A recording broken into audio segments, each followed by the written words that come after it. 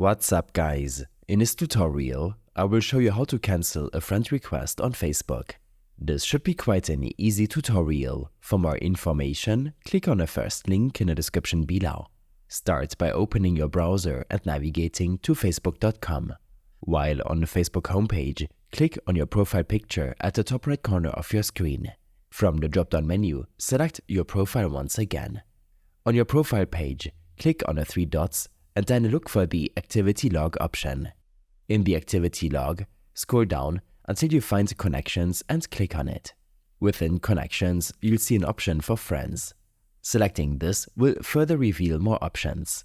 Here, select Send Friend Requests from the expanded list of options, and you will now see a complete list of all the friend requests you've sent to date on Facebook with your currently logged in account.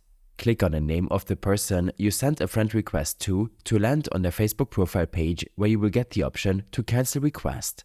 Click on it and the sent friend request will be cancelled. It's important to note that once you cancel a friend request, the recipient will not be notified of the cancellation. They will simply no longer have the request pending in their notifications.